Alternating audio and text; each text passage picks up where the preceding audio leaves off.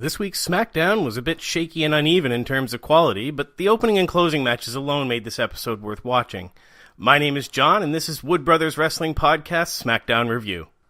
SmackDown Live General Manager Paige started out the show the same way that Kurt Angle did on Raw, and she announced Money in the Bank qualifying matches the same way that Kurt Angle did on Raw.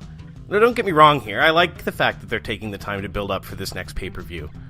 These shows are never better than when every single match on the card has some kind of stakes to them, and that's exactly what we got this week on SmackDown. I just wish they could take a slightly different approach than Raw does, and maybe give the brand its own identity instead of just continuing to be Raw Jr.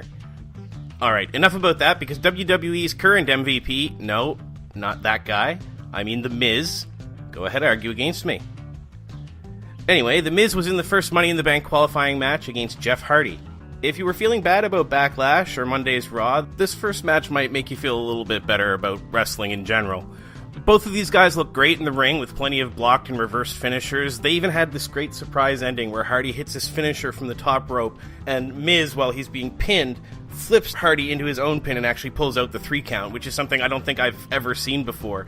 It was fantastic. The look on Hardy's face was fantastic, and Miz rolled out of the ring after the win and was clutching his ribs, still selling the move, so Hardy's move didn't end up looking weak so much as it looked like The Miz just pulled something out.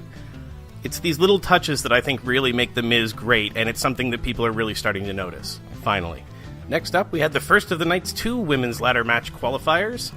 We had Charlotte Flair defeating Peyton Royce with the figure 8, and it was a typical interference from Royce's iconic teammate, but the match itself wasn't really that bad, but it didn't stand out in any way. Earlier in the evening, Cesaro was seen giving his bar partner Sheamus a hard time for losing to Xavier Woods last week. Sheamus suggested Cesaro try for himself, and that match was up next. I don't know why WWE has suddenly decided to give Xavier Woods the spotlight, but I'm really glad they did. It's easy to forget that he's a talented wrestler behind being a talented performer and podcaster and everything else that he does. He's got a really big personality, but he's also very talented in the ring. So it turns out that for every bad Renee Young interview with Bobby Lashley, there's a spectacular Renee Young interview with Shinsuke Nakamura. Nakamura explained in this interview that he used to speak English, but now he's forgotten. He says he's not done with AJ Styles. Everything about this character is working right now, except for that one thing. Can we please stop with the nut shots? I don't see the entertainment value in something that America's Funniest Home Videos cornered the market on back in the 90s. Let these guys wrestle and people will throw money at you. Keep this up and they're going to lose interest.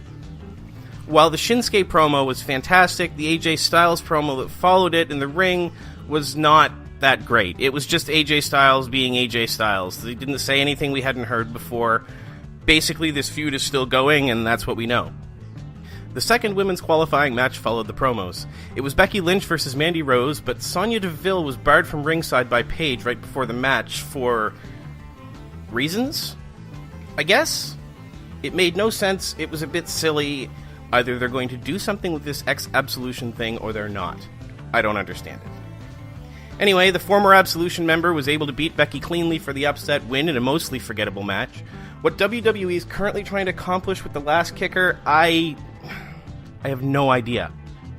SmackDown's main event set the show's former general manager Daniel Bryan against the very popular Rusev. He was accompanied to the ring by Aiden English, which was nice because there was no Lana with them. English got a great reaction from the crowd. Rusev Day is just as over as ever. In what really was an above-average match for SmackDown, Rusev was able to pick up a clean win over Bryan, who did a great job of continuing to sell his injuries from Sunday's match against Big Cass. SmackDown ended with Bryan sitting sullenly on the ring apron after the loss. Overall, the show was fairly middle of the road, which, to be fair, makes it probably the strongest WWE show we'll see this week. So there you have it, that's last night's SmackDown Live from my perspective. Please don't forget to join us next time, and like and subscribe.